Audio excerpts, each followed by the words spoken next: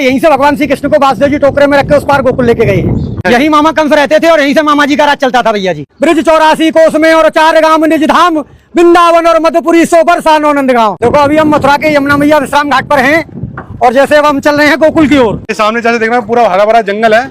जंगल नहीं है ये, अच्छा, इसको बोलते हैं वृंदावन। वृंदावन, हाँ, ये भगवान श्री कृष्ण की गौचार भूमि है। भगवान गोकुल से गैया चराते हुए और ऐसे वृंदावन जाते थे भैया जी। देखो ये इधर दिखाइए, ये सामने है गोकुल गेट। जब भगवान को रात को 12 बजे वासुदेव जी टोकरे में रख के उस पार से इस पार गोकुल लेके आए हैं। इत मथुरा इत गोकुल नगरी, बीच बहते हैं यमुना गहरी, तो भगवान को यहीं से लेके आए हैं। तो भैया जिस तरीके से मथुरा आज से मतलब 100 साल पहले रहा होगा, आज भी वैसे नहीं, 100 साल नहीं। मथुरा द्वापर में भी थी, मथुरा त्रेता में भी थी और मथुरा आज भी है और अनंत काल तक रहेगी। मथुरापुरी को ब्रजमंडल बोला जाता है। अब देखो ये सामने कंस का किला है भैया जी। अच्छा, यही मामा कंस रहते थे और यहीं से मामा जी का राज चलता था भैया जी। मतलब कि वो रहते यहाँ पे थे। हाँ। और जेल उन्होंने कहीं और बनाई। जेल 1 किलोमीटर है यहाँ से। जो भगवान श्री कृष्ण का जन्म हुआ, देवकी वासुदेव जी को कंस बंद कर रखा, वो 1 किलोमीटर है यहाँ से। और कंस का अखाड़ा यहाँ से 1.5 किलोमीटर है, जहाँ भगवान का कंस के साथ में युद्ध हुआ है। क्योंकि भगवान के साथ में कंस का जो शस्त्र युद्ध नहीं हुआ, मल्ल युद्ध हुआ। भगवान ने ब्रज में 4 चीज तो की नहीं।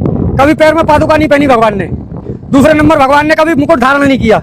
तीसरे नंबर भगवान ने कोई शस्त्र ग्रहण नहीं किया और भगवान ने कभी शरीर पे कपड़े नहीं पहने।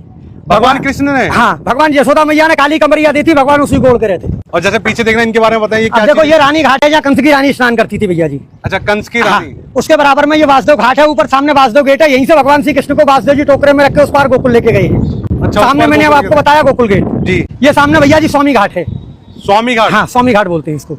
ये इधर संत घाट है भैया जी। अभी जैसे ये आपने मुझे बताया था कि किला था ये कंस का, तो इस किले में जाने दिया जाता था? नहीं, उसमें एंट्री नहीं मिलेगी। ऐसा है, पूर्वजों के जमाने से ये बताते हैं कि इसमें कुछ शोध करता गए थे जो कभी वापस नहीं आया, इसलिए सरकार ने उसको बैन कर दिया। मथुरापुरी में सबसे बड़ा पर्व बहन भाई का होता है। कार्तिक महीना में भाई दूज के दिन जो भाई बहन मथुरापुरी में हाथ पकड़ के स्नान करते हैं वो कभी यमलोक में नहीं जाते। ऐसा वरदान धर्मराज ने यमुना मैया को दिया है। अच्छा, हाँ जी। तो सीधा स्वर्ग की प्राप्ति होती है उन्हें? हाँ जी, बैकुंठ। और जैसे देखने में पुराना काशी जैसा लगता है। हाँ जी। जैसे बनारस भी गया हूँ। हाँ जी। तो मुझे देखने में ऐसा लग रहा है। तो बनारस से कुछ, अब देखो ये गुदरिया घाट है भैया जी। ये द्वारकानाथ घाट है सामने, ये द्वारकाधीश की हवेली है। अच्छा, हाँ जी। तो जैसे मैं पूछूं कि बनारस के जैसा लगता है, बनारस की कुछ मान्यता है यहाँ पे? नहीं, बनारस की तो जितने भी तीर्थ हैं 4 महीने सब ब्रज में निवास करते हैं भैया जी। सावन भादों कुआर कार्तिक। जैसे लोग कहते हैं देव सो गए, तो देवता कभी सोते नहीं भैया जी। उनकी सबकी ड्यूटी ब्रज में लगती है। जब नंद बाबा 80 बरस के हो गए तो नंद बाबा ने कहा कि लाला मेरी हार्दिक इच्छा है कि मैं 4 धाम की यात्रा करूं।